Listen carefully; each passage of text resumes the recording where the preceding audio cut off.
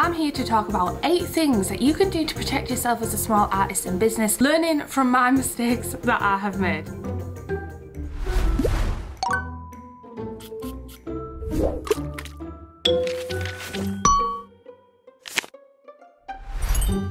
For those of you who are new here, hello, I am Catherine, owner of Katnipp Studios. We have amassed just short of 69,000 sales over on our Etsy shop, and we also run a second business called babybluu, which has also amassed 3,100 sales so far. And I am here to talk to you today about mistakes that I have personally made as an independent illustrator and artist and small business. And all of these I have learned the hard way, trust me, and I'm still learning the hard way as well. So without further ado, let's get into the first point, which is number 1, get your own website as soon as it's viable for you, and don't just rely on third-party selling platforms. This is something that I have made a big mistake of. I have always had a standalone website, katnipp.com, but it always redirected my traffic to my Etsy shop, which is a third selling platform app. When you have things like Shopify, Squarespace, Wix, where you can sell your own products and have control over your products, that helps customers go to your site. You also pay a lot less fees. Third-party selling platforms such as Etsy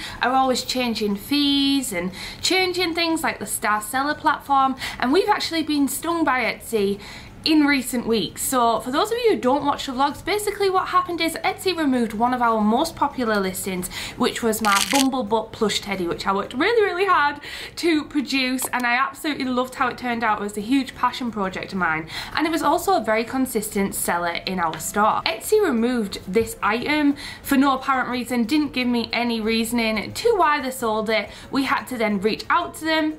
It felt like we weren't getting through to the customer service, and eventually we managed to get it back up on our shop. We had to basically prove that it was our item. Someone on Alibaba had stole our product listing photos, put it on their site and sold it. So Etsy seen this, didn't bother to look into the research of the shop, and thought it was me who was just buying in wholesale and claiming it to be handmade. So we went to and from with Etsy about this and tried to fight our case. It was a very frustrating process, and this probably wouldn't have happened if we had our own standalone website.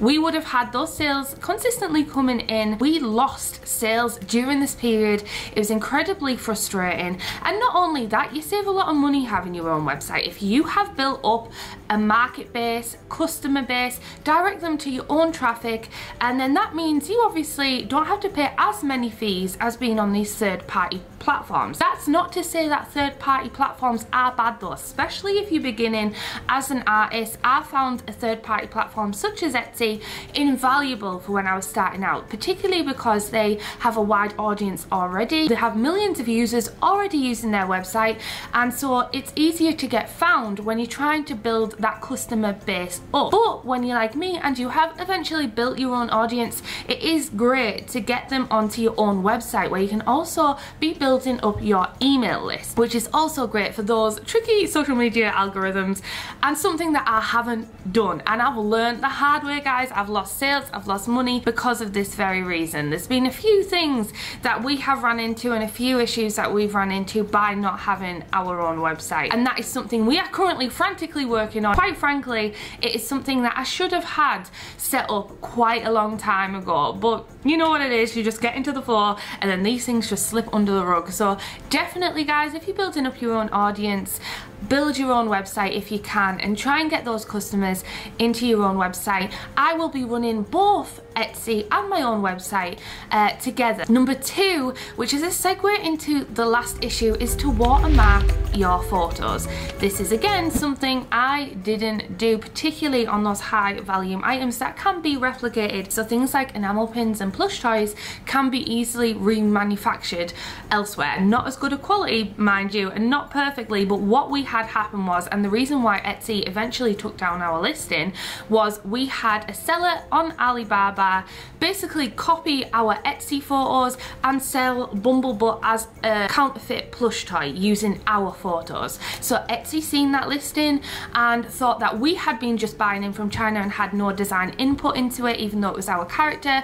We worked long and hard with different proofs and copies to get it perfect, but Etsy just seen that and thought that we'd bought it in. But if we we'd had a watermark over the top of those images, then that might have protected us a little bit more and made Etsy realise actually they have stolen the images from Katnipp rather than the other way around. And it is not the first time, nor will it probably be the last time that this has happened. We've had this happen with enamel pins. We've also had our listings for enamel pins on Wish as well, but luckily we had our logo in that one, so you could actually see it was a Katnipp product but being sold by a non-Katnipp seller. It just gives that little bit more extra protection, and obviously they haven't licensed that product to sell. So if you can, on those items that can be easily reproduced by factories, try and put your watermark logo on the top of that.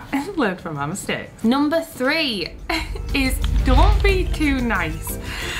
Oh, this is something I still need to work on, and something that my husband has talked about, and something that my friends who are also in small business have talked to me about. Sometimes being too nice in business, you can be kind of a little bit of a doormat, and there's been times where other artists or other sellers have perhaps stole my work, or they've replicated it a little too closely, but I've always been too nice and not approaching it. Maybe stern, you can be polite and stern, but you don't need to be obviously rude when you approach these people. Just be like, this is it, this is why. See, I even struggle talking about it because it gives me like anxiety. Don't be a doormat like me, and try and be a little bit more stern. You can still be polite and say, actually, this is my design, it's not acceptable to reproduce this work, please could you remove this from the Etsy store because this is copyright infringement on my characters. I'm a small business myself, I would really appreciate it. So you don't need to be rude, but also you don't want to be a doormat either, because then people will just keep doing it if they can get away with it, and I definitely learned that the hard way. It's something I'm definitely still working on. I wish I could be a little bit more stern. It can be a bit cutthroat out here, I'm not gonna lie. So you do need to put your foot down sternly but politely, and don't be walked all over, because you've worked hard for your products, for your art, so definitely say something. Number 4 is take care of your mental and physical health. So I have talked about this a few times, the fact that I have actually personally experienced burnout. I think when you're so passionate about your own business, or you're an artist and you love what you do, it's very easy to ignore the physical signs of overwork. And sometimes you say yes to a lot of things and you're just so excited for projects and you think you can do it all because you're so excited and mentally stimulated, but eventually your body will tell you otherwise. Luckily now, as I'm getting more into it, I know how to kind of step back a little bit and calm down a little bit and take a breather. But it is very important to take care of your mental health as an artist, and your physical health also comes into that. If you guys don't know, I'm actually on a health journey at the moment. I've recently had bariatric surgery, and often when I felt physically ill or physically unwell, that would also affect my creativity and my mental health as well. So I'm really on a mission to get healthier and get better, both for my mental health and my life experiences, both creatively and personally, which also leads us into today's sponsor. Thank you so much to Ritual for sponsoring this video. Something that's super important for me is making sure I get the correct nutrients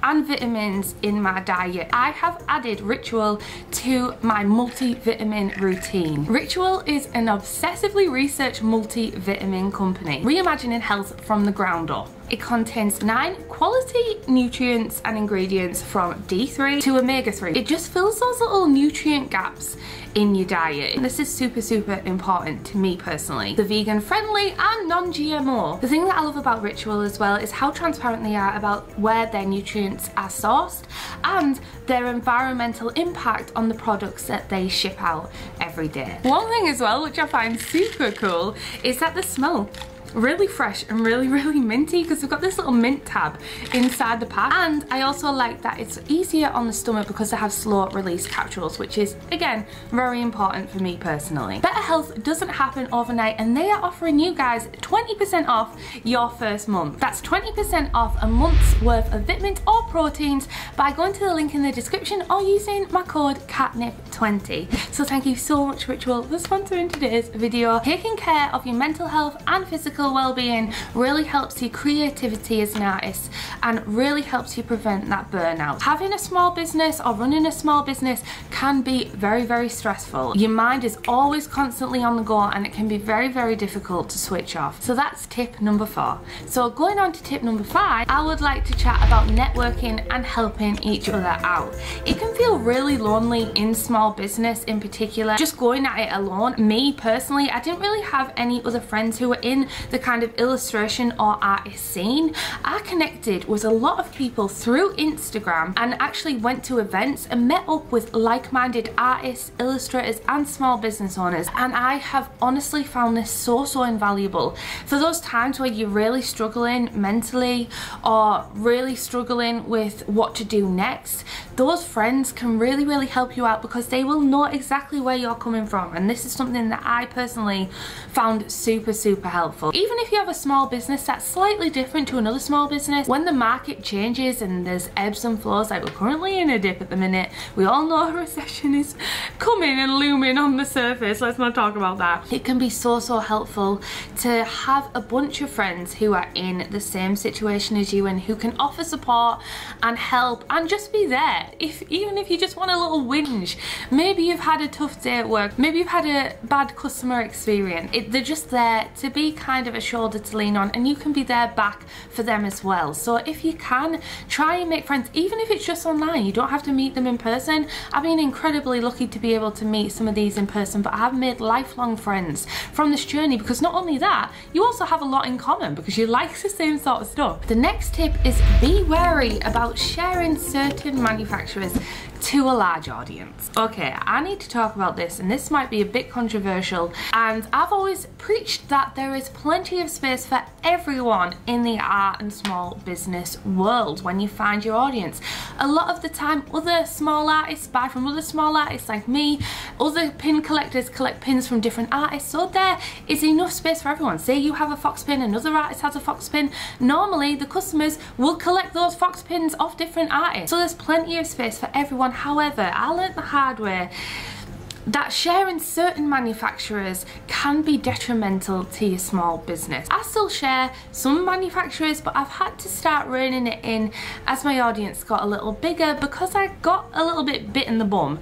Basically, I shared on this channel my manufacturers, my shipping suppliers, who I use, and as a result they got a bit more popular and actually sold out of some supplies that we desperately needed. So I remember at Christmas we ran out of some mug supplies, we also ran out of eco cellophane. It was just a disaster. So be wary and not as naive as I was when starting out. So when my audience grew, sharing those certain manufacturers, it meant that I actually struggled as a small business to then find the supplies that I actually found initially. But it is also nice to share it with very close friends. So I have had other friends, it works two ways. I have had other friends share their manufacturers, I've shared my manufacturers with other friends, so that's when the networking from the previous tip comes in, because that can come in really handy. Sometimes you can take a hit from your own business by not being able to then get the boxes or get the packing supplies for your customers. I know this is going to be controversial, guys. Let me know what you think about this in the comments below. Do you agree or disagree with this tip?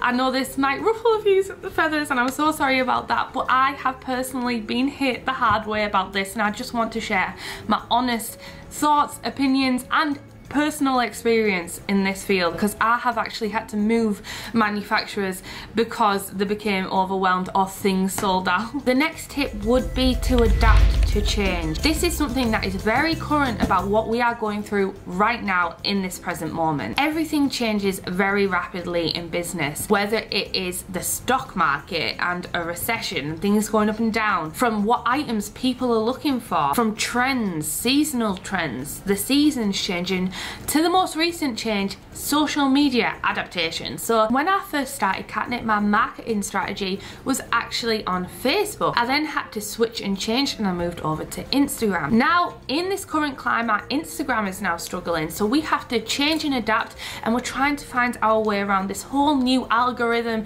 this whole new social media change that is going on with the invention of TikTok. Now TikTok's been around for a long time, but now Instagram are constantly implementing new changes like Reels, so you always have to be kind of grinding and on the grind and changing and adapting, otherwise you'll slip a along the wayside, which is something that we have noticed with our business. I was kind of doing the same social media marketing strategy, and it wasn't working because times are changing. What people wanted back in 2015 might not be the same in 2022. Be willing to adapt and change as an artist and a small business. Final tip of today is to be kind to yourself.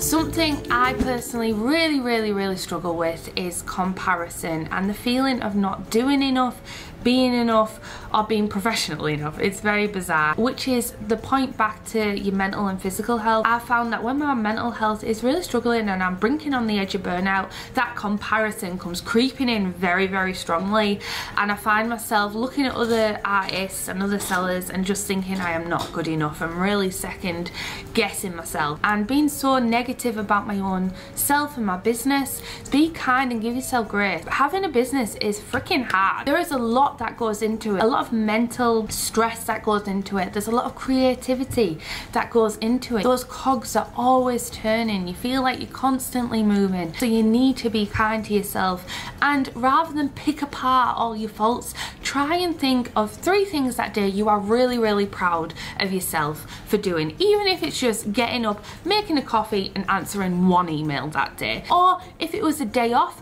give yourself a pat on the back for having that day off, because you have just recharged your mind and gave yourself a break, ready to get creative for when you're going to go back to work and work back on your dreams. So remember to be kind to yourself, guys. It is tough being a small business, but it is incredibly rewarding as well. With that being said, I wanted to say a huge thank you again to Ritual for sponsoring today's video. Don't forget, guys, they're offering 20% off for you guys for your first month by using the code Katnipp20, or you can find the link in my description. It means the absolute world for your sponsorship. So thank you so much, Ritual, for sponsoring this video, and I hope you guys found these tips helpful and you'll learn from my mistakes and you managed to take some of these tips on board. If you can't do it straight away, don't worry, take your time. It is a journey and there is no end goal. It's always going to be changing and adapting, so give yourself some grace and don't forget to be kind to yourself. Okay, thanks so much for watching. I love you.